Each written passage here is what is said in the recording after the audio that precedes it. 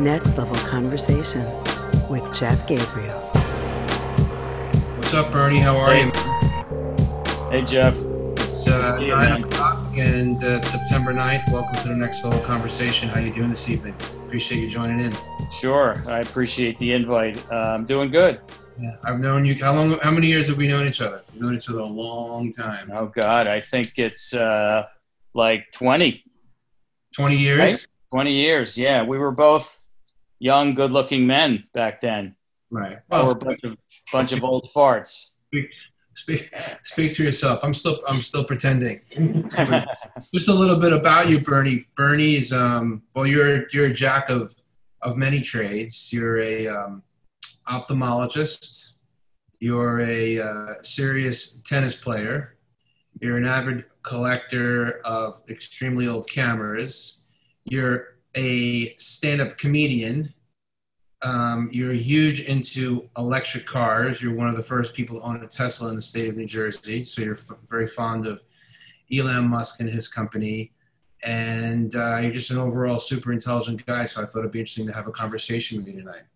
So tell me a little bit about how you decided to become an ophthalmologist and the initial path. When did that start toward leaning towards becoming an ophthalmologist? All right. Well, it's actually going to be really hard. I'm going to try to do a sort of a Cliff Notes version because I didn't do it directly. You know, if you were interviewing other ophthalmologists, they would probably have, almost certainly have a different story. I went through kind of a circuitous path. So when I finished medical school, I was initially going to go into neurology, and perfect, which is a perfect field for people of the Jewish faith. Yes, ophthalmology too. Right. So you know, I applied. I got a residency, and it was a 3-year program, which was at Yale New Haven Hospital. I went up there, and I actually started the program. And realized after about 1 year that I had made a mistake. It just wasn't for me. What attracted me to medicine in the first place really was surgery. I had been exposed to that when I was in high school. They had a volunteer program where students could go and watch operations at a veterans hospital. Mm-hmm. I did that, and I was really turned on to doing surgery. And that's kind of after that, what got me into becoming, pre-med and then, going to medical school. And I kind of got off track there. I was always interested in the brain and spinal cord, and I did some research in college. And so that's how I wound up in neurology. But the actual practice of it does not involve any surgery. There's no procedures. You don't use your hands, at all. And also for me personally, it was a sort of a frustrating field in that it's more of a diagnostic. You make diagnoses of strokes, brain tumors, seizures, but you can't, you can't help people in a dramatic way, or at least as dramatic as I wanted it to be. So again, I'm gonna fast forward here. So I did 1 year there. I had a friend who was an ophthalmology resident, and he suggested that I switch into that. Getting into ophtho is difficult. They have an early match, it's called, and it's very competitive. Anyway, to make a long story short, I sent my CV out to all the ophtho programs in the country. I quit the program. I came back to New Jersey. I got a job in an emergency room just to kind of kill some time. Yeah. I did that for about a year. And out of the blue, about a year later, I got a call from the Boston University Department of Ophthalmology saying they had an unexpected opening. That was a Sunday night. They told me to fly up the following day on a Monday. I flew up there. I got the spot. And a week later, I moved to Boston and I was doing, ophtho. And I loved it from day one. It was like I was pretty miserable as a neurology resident. And it was like I had come home. I realized that this is where I belonged. I felt like the other residents were, like me. We were simpatico. We got along. We had the same interests, and ophtho is just a great field. I mean, the eye is an amazing structure, and the surgery is extremely precise and elegant. We can do amazing things. And, to this day, I've been practicing now for, 30 years. And I'm not tired of it at all. In fact, some of my colleagues are now retiring, and it's not something that I would even consider. I'm operating, I have a full surgical schedule. I did, 12 cases yesterday. And I'm learning all the new procedures. I'm trying to keep pushing and challenging myself with new procedures. What's the new latest and greatest, in regards to eye care? Well, I can only tell you about, what I do, which is mostly cataract surgery and glaucoma procedures. And now the newest thing is combining cataract surgery with glaucoma. So glaucoma procedures. So patients who both have cataracts and glaucoma, we can treat in one procedure while you're already inside the eye. In addition to, you take out the cataract, you put in an implant, which allows the patient to see well. We can put in various drainage devices. And in fact, yesterday, for the first time, there's a new implant where there's a medication, which is in the implant that we injected into the patient's eye, and it's going to stay in his eye for a year or two, right, which will allow him to not use eye drops for that entire period and get even more of an effect from the drops. It's, I think it was just a great thing. So besides glaucoma, besides cataract surgery, obviously those are the two mainstays that you do.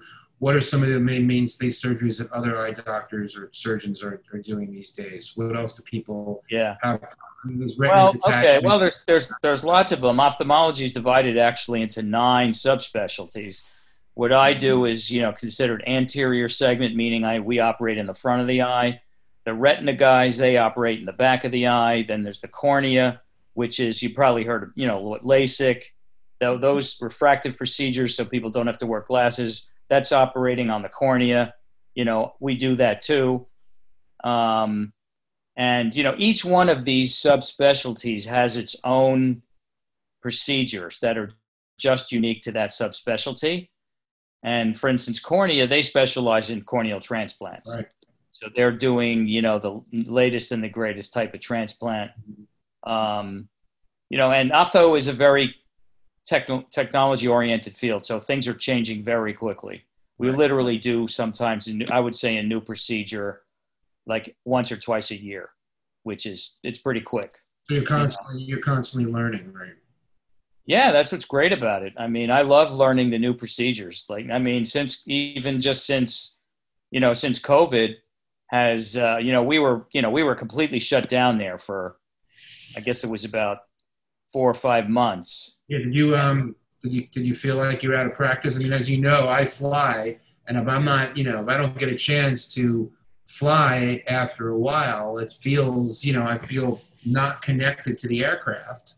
Yeah. I don't feel at one with the aircraft. It takes me time to get my skill set back. Really? It's not like I forget things, but, I have to concentrate harder to make sure I don't, misjudge something or not pay attention or follow a checklist properly. And I'm sure in surgery, if you don't do it, Well, no, actually, it's not like that. And I'm glad you told me that in case next time I fly with you, I'm going to find out, how long a break you just took.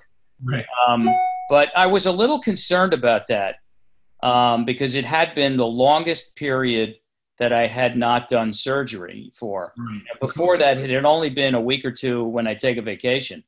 And I noticed even after 2 weeks that it took like one or two cases before my hands were kind of in the flow. You got like someone's eye, on the end of a scalpel. I'm sorry, it's COVID. Well, no, but what I was going to say was that it's like for me, I think probably for most surgeons, it's like riding a bike. It's muscle memory. I've done, I kind of ran a rough calculation once. I've done over 12,000 cataracts.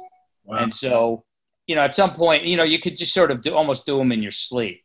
Yeah, you have to kind of reacclimate because, everything's done through a microscope and it's, completely different world. But, Actually, I did just a small number of cases the first day back, and I realized after right away, after a couple cases, everything was fine. Mhm. And, we're totally back to normal volume now. And, so I'm actually a little bit surprised about what you said with the flying that how long do you think it takes for you to feel back to your peak skills?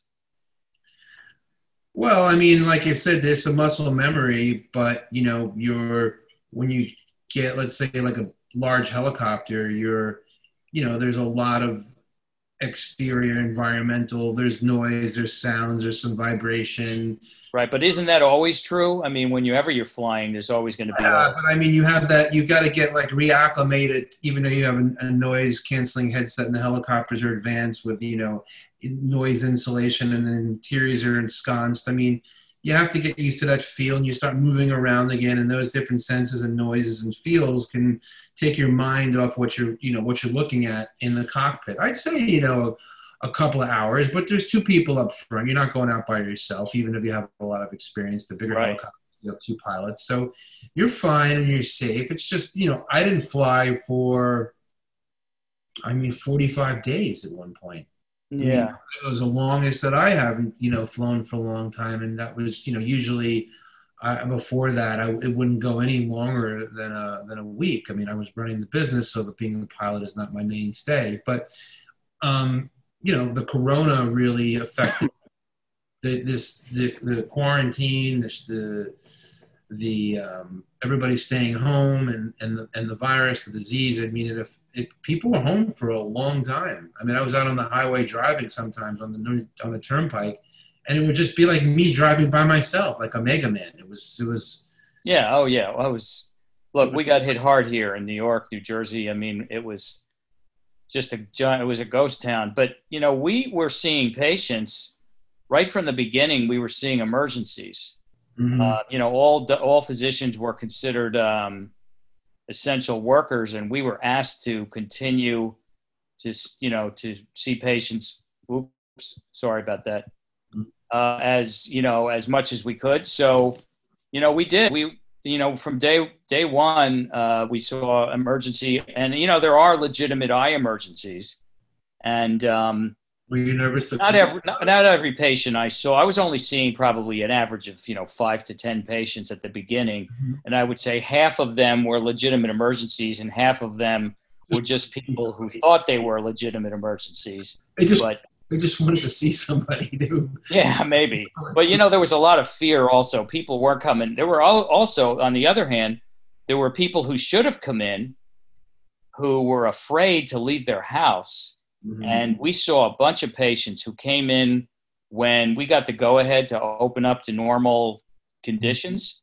Right. We saw a bunch of patients who had retinal detachments and all kinds of crazy stuff that needed to be treated a month or two before. Were just afraid to come in. I heard the same thing from some cardiologists. They said that there were a lot of strokes and heart attacks that patients just ignored. They had chest pain, but they were more afraid of going out and getting COVID than dying from a heart attack. Yeah, but I mean, did they say that some of those people that had strokes or heart attacks survived while they were at home? They made it through, or they would die, or what? Well, I don't. Some of them probably did die, and then there was also there was an uptick in people who were dying at home during COVID in New York. There was a tremendous increase in people, and they would go in there and they would find these people. And then the question was, what did they die of? Now, they didn't get autopsies on everybody, so they don't know if they died of COVID or if they had an heart attack, which was, a complication of COVID. But the point is that a lot of people ignored other health problems.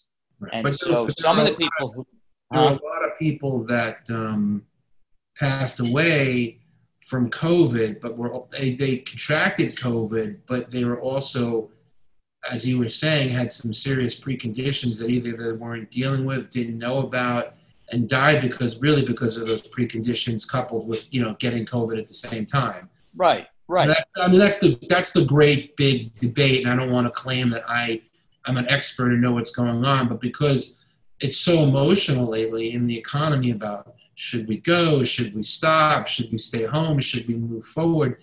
There's like, I would say a good 60% of the people out there are like, why are we doing what we're doing? And the other 40 are like, we need to stay home and we need to protect ourselves. And it really varies. It varies. Go ahead. Sorry. No. It varies a lot by geography. I was watching the news tonight, and they were interviewing some reporters from Kansas.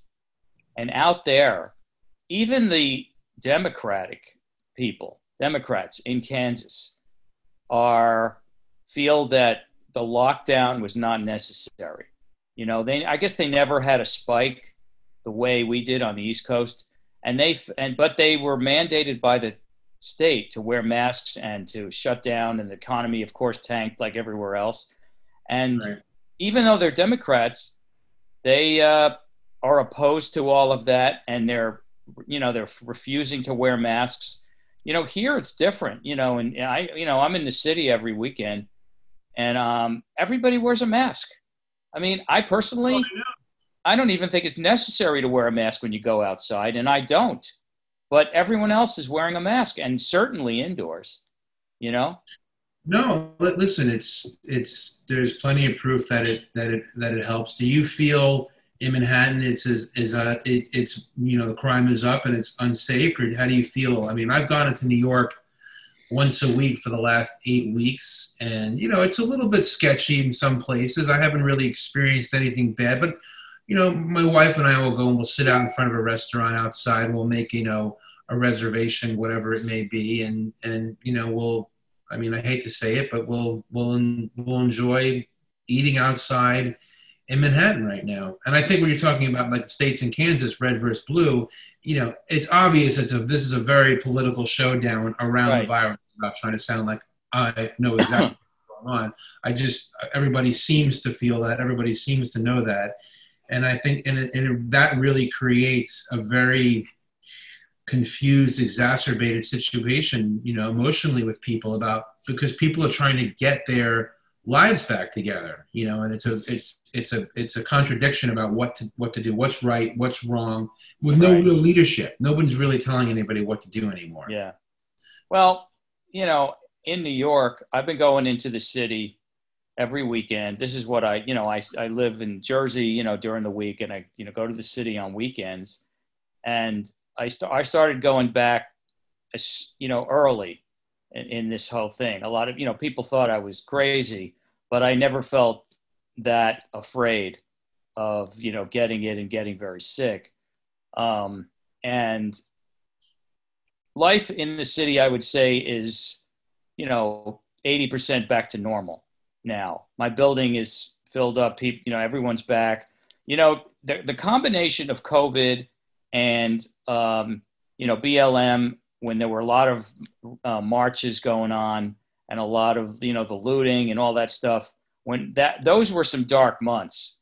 And, on the weekends, I was there and I witnessed, a lot of protests every night, thousands and thousands of people on Fifth Avenue. Thousands? Thousands. Oh, I have videos that are shocking. And I saw altercations between the police and the protesters. I mean, right in front of my building, crazy stuff. And, broken windows in all of the stores, which were then, boarded up for months. During that time, life was pretty different and a little bit scary in Manhattan. That's all, gone. I mean, all the stores are open again. All the boards are gone.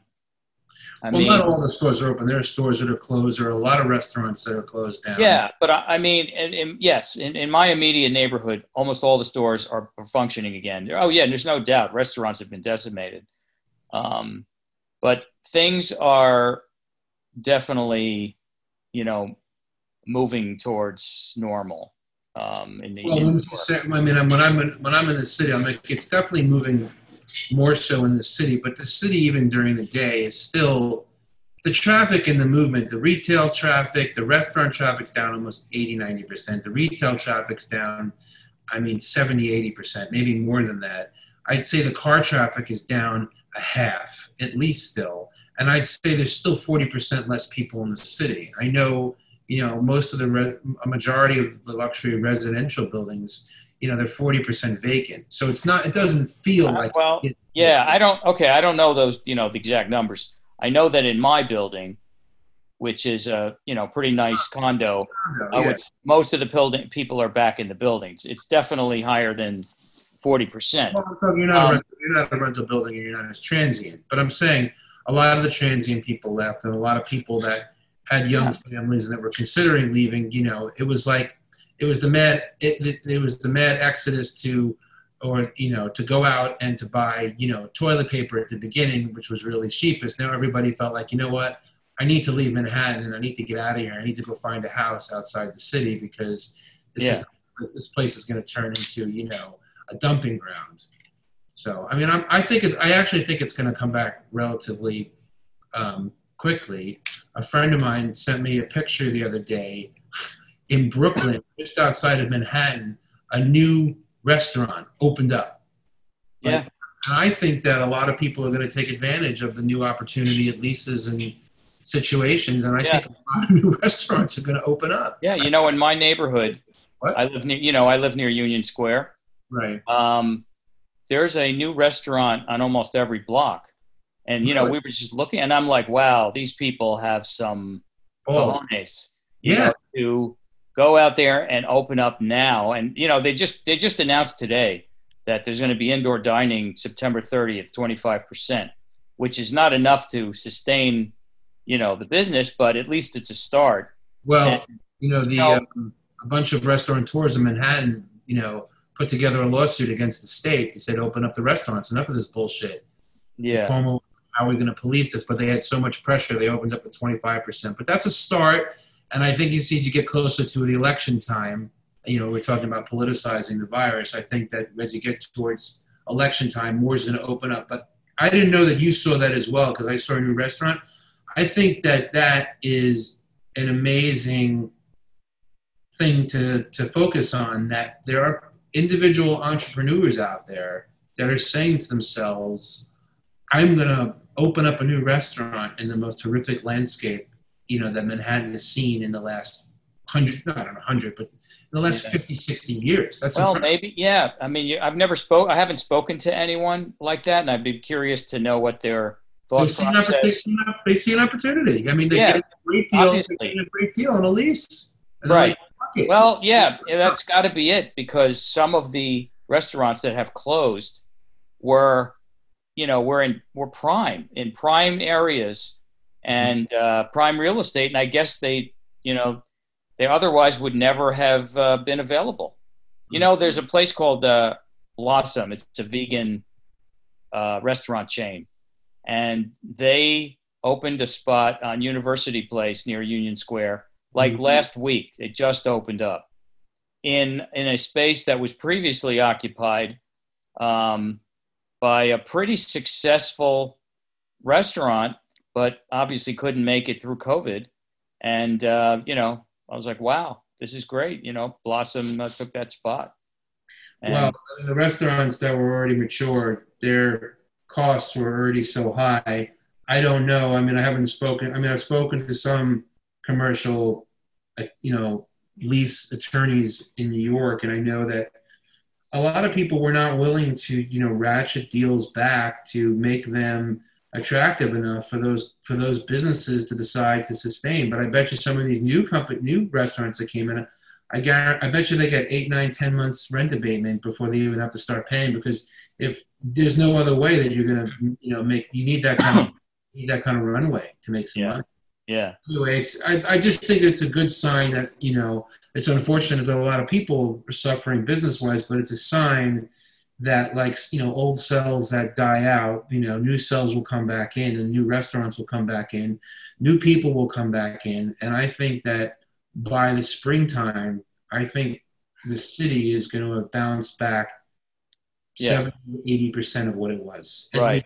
Well, I agree. I mean, I've been saying this from for a long time, where everybody was, talking about gloom and doom. It's bullshit. And I'm old enough to have lived through, the two previous crises, 9/11 and the '08 financial collapse. So I've lived through that, especially 9/11. The same thing happened. In fact, that's when I bought my condo, was within 6 months after 9/11, when when there's this mass exodus, downtown. And that's when I bought the apartment. And since then, the city has come roaring back. And if you ask me, terrorism was more uncertain than this virus, which I think there's going to be a finite end to this when the vaccine comes out. And also, I think there's a long discussion here. We don't have to go into it, but I think that in the New York area, we're also, I think, approaching herd immunity to some extent, which is why the numbers have stayed low. So I think that, like you said, I think that by the end of the year, the beginning of next year, things are really going to turn around. I think a second wave, a big time, second wave, is highly unlikely. It's not. Listen, if it comes or not, the city can't afford to. It just can't sustain it. I mean, I'm not, Dr. Fauci, and I'm certainly. Well, look, if it came back like it did the first time, where there's thousands and thousands of cases and people dying again, then they're going to have to do a lockdown. But I don't think that's going to happen.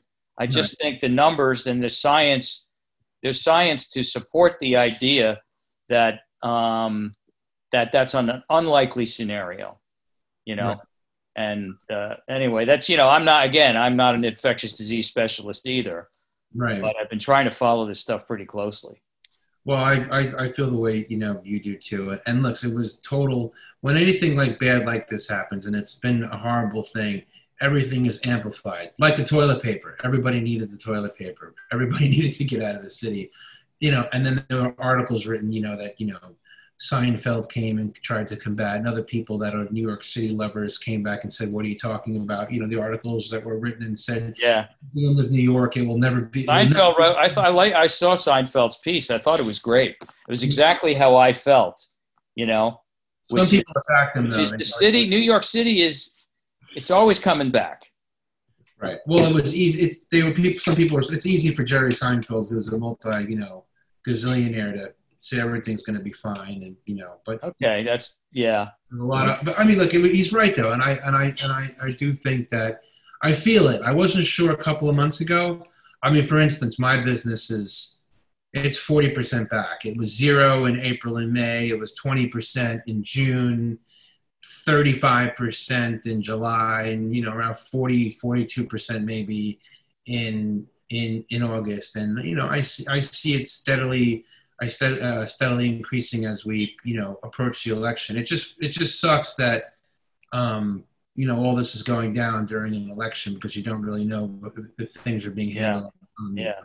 But going back to the 9/11 thing, I moved down to Tribeca. I got a great deal. 9/11, when it happened, I got a great deal on a brand new rental apartment down there. I got a sick apartment. Yeah, I know. I saw it. And 3 or 4 blocks from 9/11. Maybe that's why I have grass growing up out of my back, because I lived down there for a while.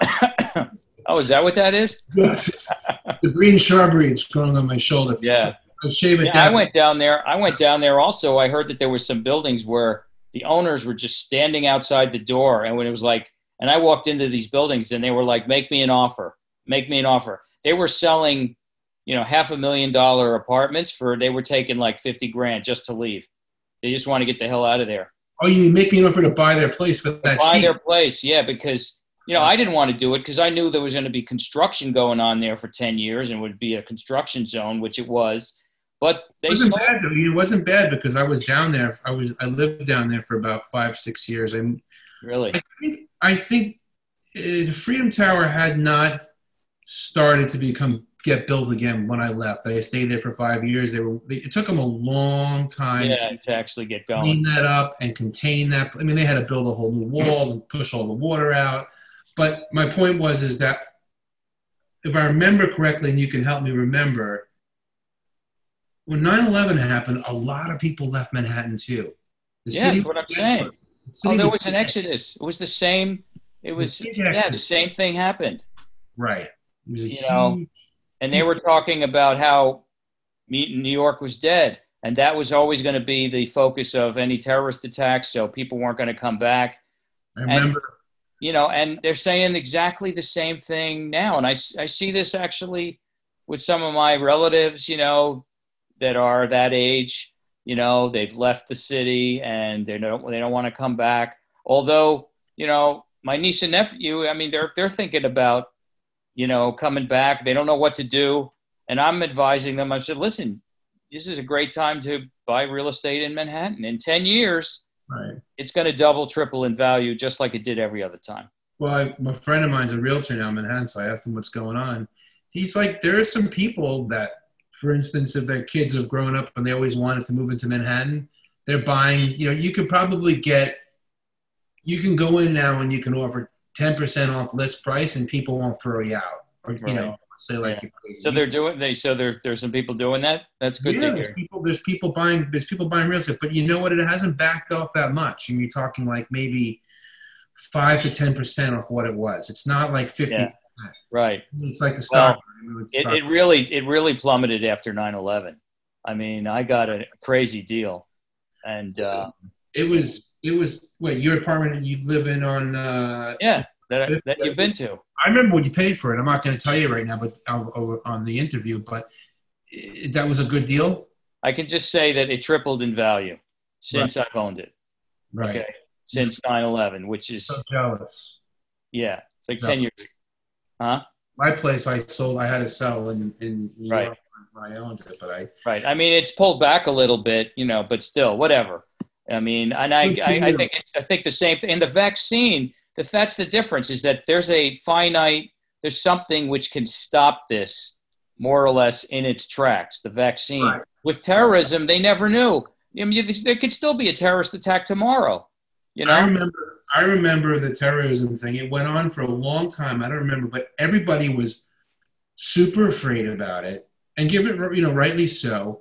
But I knew people that their new fields started. People become terrorist experts, terrorist lecturers. All the I don't even know if you remember also, because the internet really started to rev up around that time.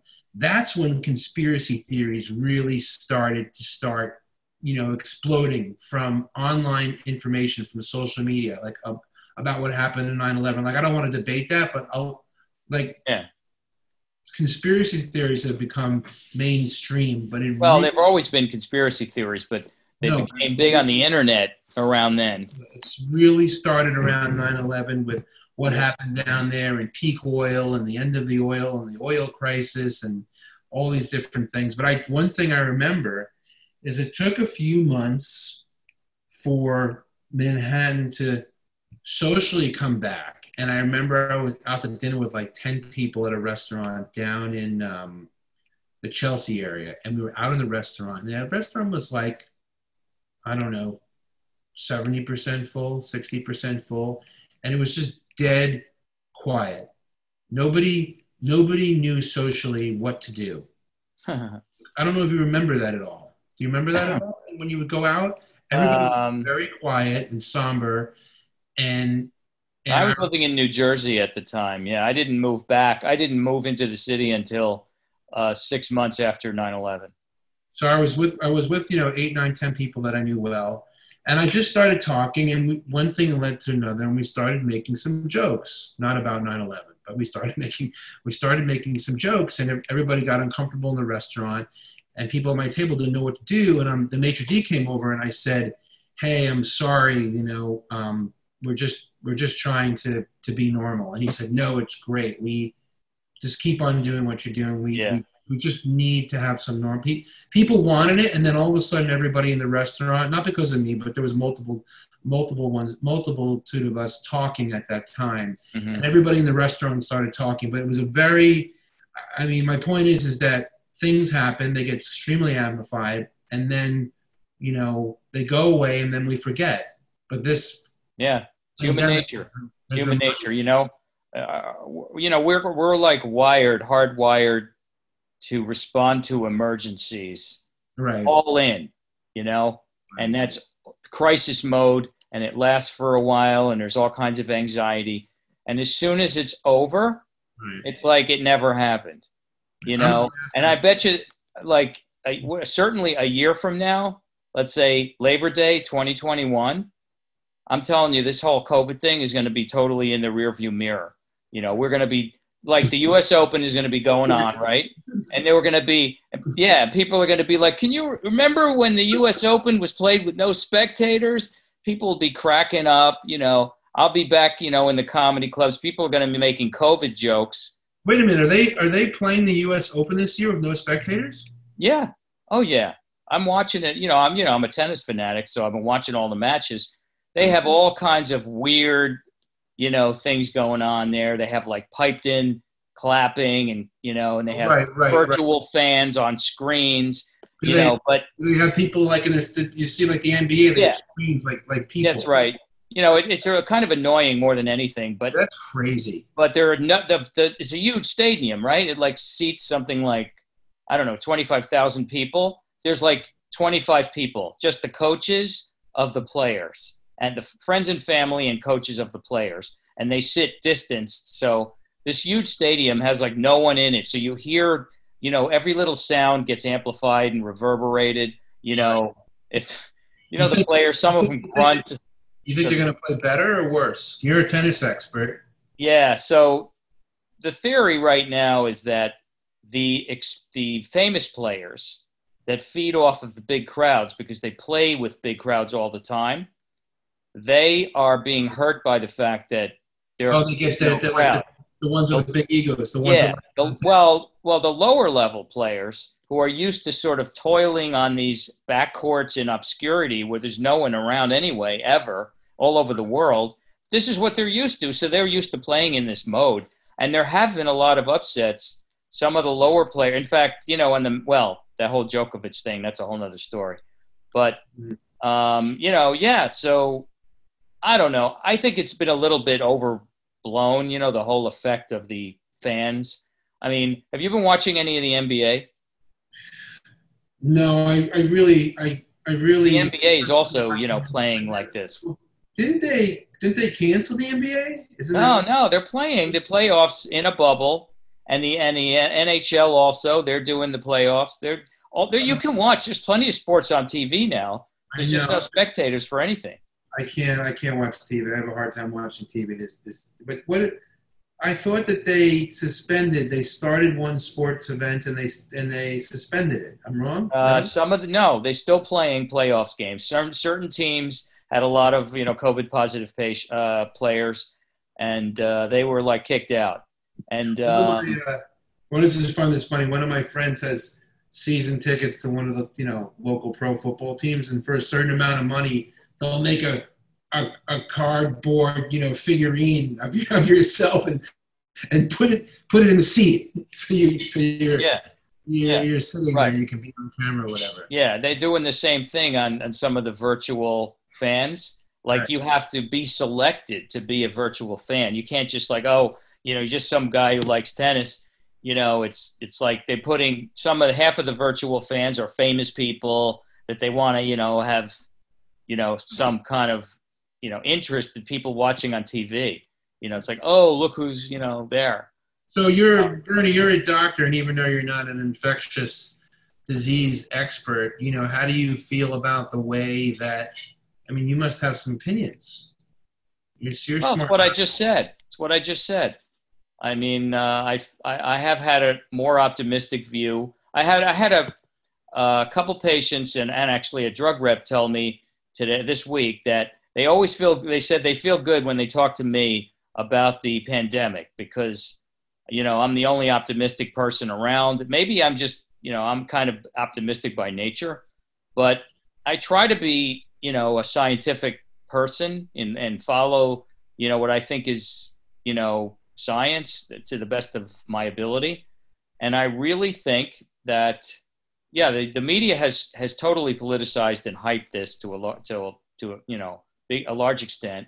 Mm-hmm. And like I said before, I think this is going to be almost, you know, practically life will be coming back to normal by the end of this year, the beginning of next year. And by the spring and summer of 2021, I think life will be normal again. So let me That's how I feel right now. ask you a couple of the conspiracy theories, slash, investigator type of questions. Just light conversation. We're not taking it too seriously. You think the virus was organic? It just happened itself? Do you think it came out of a lab? Do you think it was? Yeah, that's a good. I don't know. I think it either, it does seem a little strangely coincidental that the main virology lab in China, in Wuhan, happens to be, the blocks from where they claim the virus originated, with the pangolins, that market is just, in the same city as the virology lab. It wouldn't surprise me if they find that the virus was being engineered for who knows what purpose. I don't think the Chinese released it on purpose. I'm not a conspiracy theorist. I wouldn't be surprised, though, that it was released by accident. Right. On the other hand, I guess there's some evidence that it did come from these animals, but we do know it came from Wuhan. I've listened to some evolutionary biologists who've said, and again, this is just hearsay talk. I'm not saying it's right or wrong. We're just riffing, that the virus behaves like it comes from inside, like it was designed inside. And again, I'm not an expert, but the way it moves, it transfers, it behaves like it was born and lives indoors. Oh. Well, I thought, I've spoken to some infectious disease doctors, and they were saying that if they were going to engineer a virus, if they were going to have it, have all the qualities that would almost certainly lead to a worldwide pandemic, it would be the way this coronavirus is, which kind of lends support to the idea that it was engineered in the lab. Right. We're never gonna know. Yeah, I think exactly. I don't think maybe in 50 years or 100 years, somebody will come out and be like, "Yeah, it was me. I was working on it in the lab." On his deathbed, he's gonna. I think a guy opened the back door of the lab and he said, "Come here, little kid." And he handed out like a little lollipop, like a bat, like on a stick, like a little lollipop. Yeah, right. And he said, "Feed it to your pangolin." Yeah, give it to your friend over there. Kid was walking down the street like licking a bat, and that's how it all started. But there's definitely some fishiness. Did you see the Elon Musk interview on Joe Rogan when he talked about this? It was interesting. No. Because he really wanted his car facility out in California to open up. I get it. And he was probably feeling the pressure. He said he was kicking ass in China. They were like full bore production. Yeah. But he said something really interesting. He's like, "Show me the data. The hospitals don't seem full. How many people really?" And this was Elon Musk, and millions of people saw this interview. So I'm not saying anything that people don't know already. He said, many people. The data is skewed, and they don't really know how many people died directly of just COVID. Many of them, a large percent of them died they had things that were really wrong with them and got corona as well. And there was some, government stimulation that if you died of corona in a hospital, the hospital got paid. So a lot of the deaths were reported as corona. But the one thing that he said, he goes, "Listen, if you don't do anything, if you don't make anything, if you don't make any stuff, if you don't do anything, there's nothing to do and there's no stuff. Like, if you just keep it like this, there's going to be nothing." That was his main point, and that's what he said. He was like, "We need to fucking get out there and start doing things." Well, yeah, sure. Well, he has a very, narrow focus, which is his company. And, he got into some hot water there, keeping the plant open despite, the county told him to shut down. And they did have a bunch of cases of COVID in his factory. Did they? Yeah, they did.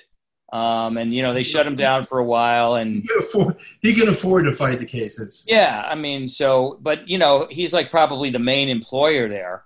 So they got to kowtow to him, and they opened up like a week later or something. And then he threatened to move the next big factory that he was going to build. He was originally going to put it somewhere in California. And so he threatened to move to Texas, and he did. They're building a gigafactory now in Austin, Texas, which was supposed to have been in California, because he wants to be in just a freer, less regulated environment. Well, they're also building not just a gigafactory, but they're also building a manufacturing facility down there as well, right? For cars. The cars, not just the batteries. Yeah. I mean, it's actually I think it's a manufacturing facility for I think they're going to build the Cybertruck in Austin. Right. I mean, makes sense, right? Where are you going to build a truck? In Texas, right? You're not going to build a truck in New Jersey. Right. Well, imagine like he builds these buildings, the biggest man-made, building, warehouse, industrial structures. I mean, of course, the local municipality there is just going to have a massive hard-on when he, big open arms, like, come here and employ 100,000. What he's doing, it's amazing. I mean, it's right in front of our eyes. He's building a gigafactory in Berlin. Yeah, I know. Right now, he's building one in Austin. The Shanghai factory is producing Model 3s like at a crazy pace, and they're selling them like hotcakes. And in China, they can't produce them fast enough. But does he build the gigafactories only for the batteries for the car? I mean, he's building the batteries for sub-power stations and also to support solar. It's not just he's building gigafactories. Yeah, I know. It's not just for cars. His company is more like an energy company, and one aspect of it is cars. I think his Dr. Evil, plans are, I mean, he's not Dr. Evil, but the ultimate plan he has to take over the energy supply, of the world. Because he said in that, Leonardo DiCaprio documentary about climate change, Leonardo asked them, maybe they had a conversation beforehand about it because he knew to ask the question. He said, how many gigafactories would you need? Stop yawning. I'm not that bored. This is interesting. It's a long day, man. I know. It's late at night. Long. You did 20 surgeries. They said, how many gigafactories would you need to power the planet? And he said 100.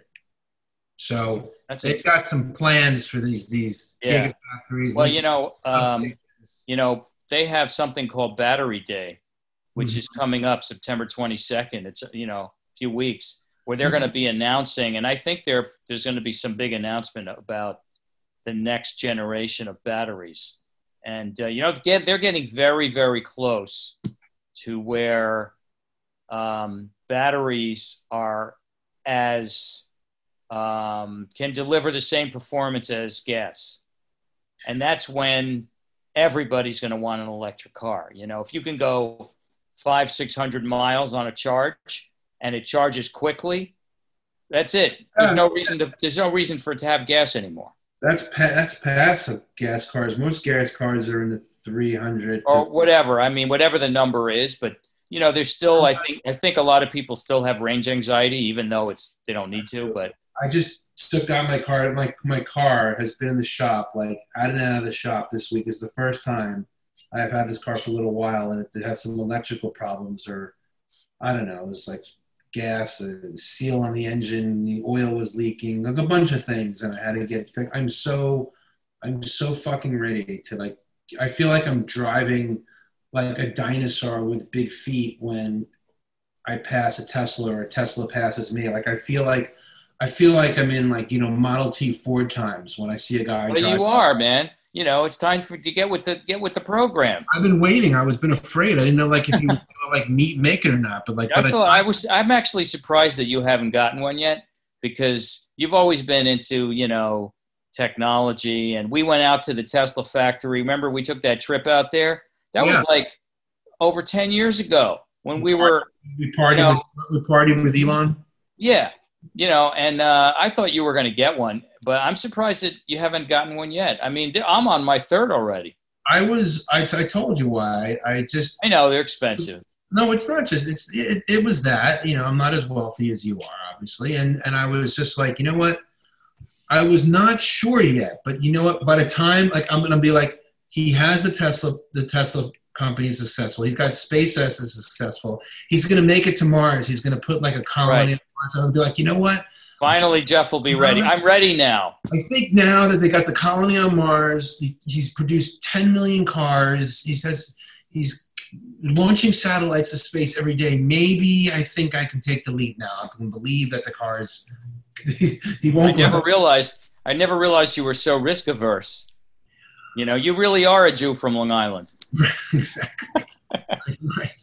Exactly. That's why. What were we talking about earlier about like getting like heightened sense of like fear or whatever when something, you know, that I'm like, when I'm exposed to something, everything gets extremely amplified, and then everything, you know, after a while, things, you know. Yeah. Well, you know, it's interesting through COVID, you know, you get to see how, you know, sometimes people's personalities are laid bare when they're exposed to something like this. And it's been a real eye-opening for me. Some of the people, my friends and people I work with, not so much my family, because I could predict that, but I mean, I was shocked at the way some people have responded to this in my office, particularly. It's just like, really? Well, you know, without naming any names, but, you know, some of the doctors are, you know, still to this day, even though the numbers are really low, one, you know, guy just comes in, changes his clothes, puts on scrubs, wears 2 masks, not one, a surgical mask and an N95, and then glasses, and washes his hands and does the sanitizer between every patient. And we're talking 40, 50 patients. Okay. I mean, I think that's, you know, and it's really time consuming, you know, and crazy. I mean, you know, all I do is I wash my hands between patients and I wear 1 mask and I've been totally fine. And, you know, so then he goes home and he takes his clothes off in the garage, won't wear those clothes into the house, you know? So it's just like, you know, I think that I didn't expect that. You know, I didn't think he was going to be like that.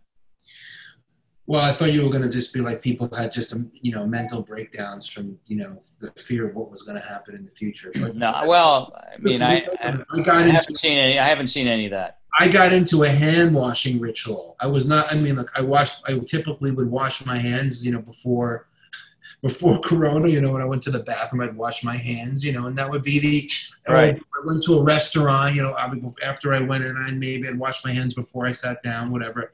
But with this thing, man, for like the first fucking 2 months when we were in quarantine, I went out a lot to work because there weren't a lot of people at my facility. So I was out a lot. There was nobody outside. There was nobody driving. There was nobody on the streets. Right. I'd get in the car and I'd wipe down the steering wheel. I'd wipe down the hand. And I'd get to my office. Well, listen. I'm glad you've made it through this interview without washing your hands. I thought you were going to like stop in the middle. I've been doing it down here. Can you see? I knew you were doing something down there. No, not that, but I've been doing this the whole time. No, and now even though things are calming down a little bit, like I feel like if I stop washing my hands, like I get like neurotic. So I got. You know, look, I'm very low on the anxiety scale, right? But I wash my hands when I come in from the outside, no matter where I've been. And it's become a habit. It's like not that I'm worried about it, but it's just like a habit. I automatically now wash my hands, which is, you know what? We're probably, when this is over and you don't have to wash your hands anymore, we're probably going to still do it. And we're going to wind up catching fewer colds.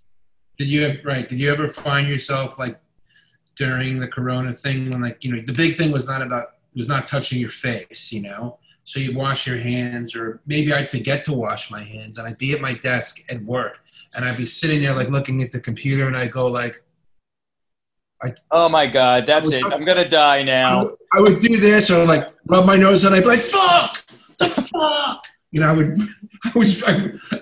I'd be like, my day would be like ruined that I did that. Right. I had to rub my hand. I'd take a Clorox rub. And go like here, I'm gonna rub my face now, just as an act to show you how rebellious I really can be. Your hands are clean at this point. But what else? A couple of other things. we were talking about tennis before. You're an avid tennis player, but you've also done some comedy. Are you thinking about going back and doing a little ophthalmology stand-up comedy? Yeah, yeah. I've actually, I wrote a few, Corona jokes, which, if we ever get back out there, I don't know if they're talking about opening the clubs. I tell you, with the indoor dining, I think they could probably open comedy clubs also at 25% capacity. It's the same thing. Right. I don't know if they're gonna. Right. I actually have a gig scheduled at the end of September, which I was almost certain is not going to happen. It's supposed to be September 26th. Which comedy club? Dangerfields. Oh, really? On the Upper East. It's still on schedule to go? Well, I haven't heard anything, but I don't know. I don't think it's going to happen. I mean, I'm certain they're not going to allow comedy clubs or any entertainment venues are not opening, I think, before next year. That's what I think. I could be wrong. And that would be great because I think people need it. People need to get out and socialize and hear comedy and music or whatever. People are fucking going crazy, being cooped up. The biggest thing I'm talking to my clients, and some of them are really well-to-do. The biggest thing I'm like, I'm sorry you're going through this. I hope you're doing it right. They're like, I'm fine. I just want, I can't stand being with my fucking family anymore. Like my wife, my kids. I just want to get outside. I'm sick of it already. That's like these really wealthy guys are not used to being with their family, 24/7 It's like I can't see my mistress. My 3 mistresses. I haven't seen them in like weeks. Right. Exactly. I see them on Zoom. What the hell's going on here? I need some real interaction. So I'm single, so. I've still been socializing, certainly a lot less at the beginning, but now it's back haven't changed my lifestyle personally hasn't changed that much. I'm lucky. You were going like full bore, like, Tinder Corona. You were like, meeting people willing to go out and meet with like plastic masks. Well, one of the new categories now on the dating apps is socially distanced. Like the way you're going to meet someone. Really? Yeah, is like socially distanced, whatever that means. And that's pretty much what, I don't even know what it means, but that's what everybody puts down. Meaning we can meet, but that only if you wear a mask and we eat outside and, we do all the right things, which, makes sense. People are not going to just, people are not going to like jump into bed with strangers. That is stupid. The kids are. The kids in their 20s. Yeah. Yeah. Well, They are. Well, that's what kids do. I'm up. I have some nephews, some relatives, some cousins, and I hear what's going on with them and their friends, and they're like, and at the universities, a lot of the kids are passing it around very, very. Yeah, I'm sure. They were doing their thing. So the Bernie Spier forecast for the future is good, and all the people that are going to be watching this can walk away with some positivity that everything's relatively going to be okay. Oh, I have one last question. There has been a lot of just your opinion on this. There's been a lot of discussion and fear, kind of like the Y2K conspiracy type fears, like around, due to like, Antifa and all the different protests and the violence on the streets, people think that there's a little civil war is going to break out in this country around the election time, no matter what, whether he wins or loses. Yeah. Well, again, I guess I'm an optimist. I'm going to say, I don't think there's going to be blood in the streets. There'll be a little bit. I think that, there's a lot of different scenarios about how this election can play out. I'm hopeful that, the Democrats have, they've been gaming out every possible scenario. I know some people who work in the party, and they've gamed out even the craziest scenarios, where he not just refuses to leave office, but, turns out that, he's being accused of committing a bunch of different crimes. So he voluntarily leaves office. He makes Pence president, and then he has Pence pardon him, which allows him to do certain things. And allows him not to go to jail. Huh? Allows him not to go to jail. Yeah, among other things, right? So they've gamed out all of these crazy scenarios, but I also feel that the backstop is the military, and the military does not support him. The generals especially hate his guts, and if he really wants to stay in power, after losing the election, the military will just kick him out. They will forcefully do what it takes to get him the hell out of there because they know that he's a menace to the world. So I feel like that's the backstop is the military. They're going to need some sort of mega construction equipment to lift his fat ass out if he loses. And I'm not going to say I'm for or against him because I'm going to be neutral. I have no interest in knowing the man or being a friend or being supportive of him, but and I definitely think he's out of his fucking mind. But I'm not going to say. Well, I think it's pretty obvious who you support. Well, I'm saying both sides are not great. No, I want to try and be neutral here. I mean, I'm just saying that.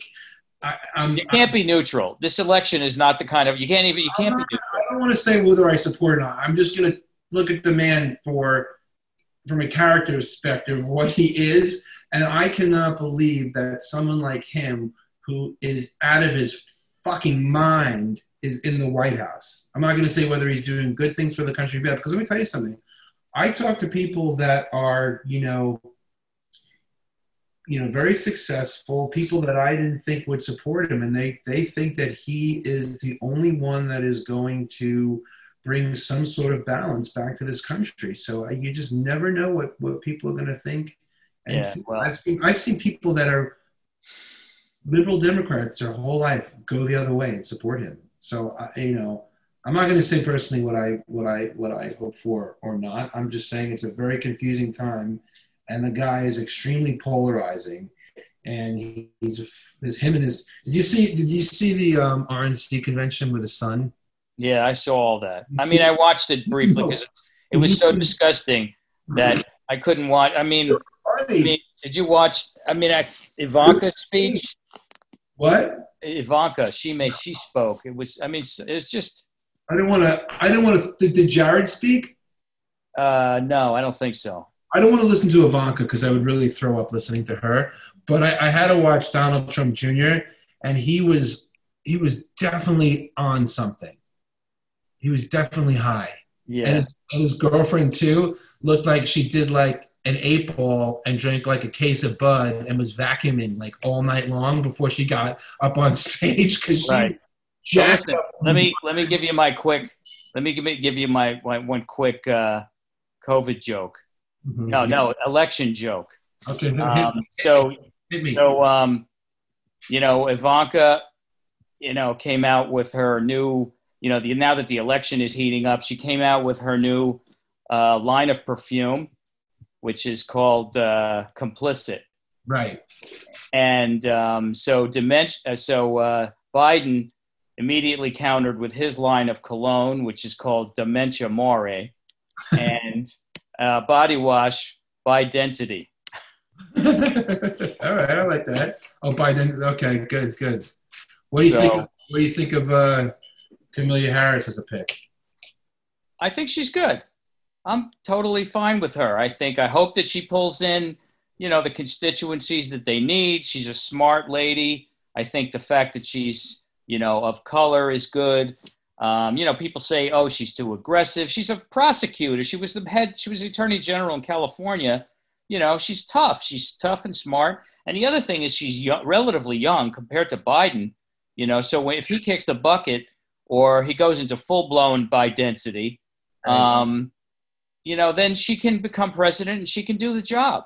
So I have no problem with her. I mean, do you? Biden recently, he must have went to see a neurologist and got some sort of brain tune-up. Yeah, he seems a little better, right? He's a little bit on the money now. I mean, I think that's because he has a teleprompter. Like they sewed it into his body. It's like anytime he opens his mouth, the words come flying through there. He's got a little microphone. Or he's got a permanent earpiece. No, he's on the money. I can't wait to see that the debates between him and Trump. I'm not so sure they're going to be any debates. I'm not sure they're going to be any debates. Really? I think the Democrats are just going to stay. I don't think they see anything positive. I think Trump is just going to be Trump, completely insane and belligerent, bullying. And it's going to and Biden is not going to be, he's not the world's greatest debater either. He's just going to look a little half demented. So I think they feel like they're ahead in the polls. They'll be like, the hell with the debates. They're only going to lose. Donald Trump's going to be like, Sleepy Joe, and Biden's going to be like, come on, man. And it's going to go back and forth like. Right.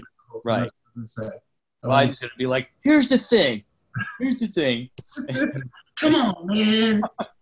But I tell you, I don't want to go off on Trump, but I'm like amazed that guy, like that he can do what he does in front of the whole world. It amazes me. It's like a traumatized young child that's made his way to adulthood that's still ensconced inside this huge, fat, orange body that's just having a tantrum in front of the whole fucking world. It's beyond. It's like World Wrestling Federation times 100. Hey, listen, was that somebody famous once said something like, nobody didn't succeed by underestimating the intelligence of the American public, and I think this is another example, Mm-hmm. the more stupid the candidates are, the better they do, Yeah, I thought, what was any of these guys, that's a little bit of a problem with Kamala Harris, or Obama. They were too smart, they were up to the task, but, Obama was too, professorial. I want my president to be a lot smarter than me. I don't want to. Well, most people don't feel that way. They want like someone who's real, who says they actually believe that Trump speaks his mind. He does exactly the opposite. He says what he thinks people want to hear. He's a complete fraud on every level. It's amazing that people don't see that. I just don't want to feel like that I could get in his seat and speak and present better than he can. And that's how I feel right now. And absolutely. That drives me nuts. I want to see it. I want to, like, people want to look up to someone. Everybody, in life has someone that they either believe in, that they're spiritually connected to, that they look up to. The President of the United States, for whatever reason, has lost that seat. Like, he's not a moral compass anymore. I know that there's always moral been compass behind the president. I'm worried. Seriously, I'm going to be very worried about the future of the country if he gets reelected. I know. I wanted to say I'm going to say one last story before we go, because first, it's been great having you, and I knew that we'd have a good conversation, and I really appreciate you being here tonight. You're a smart guy. You're a good friend. We've known each other a long time. I just want to say one last thing about Donald Trump.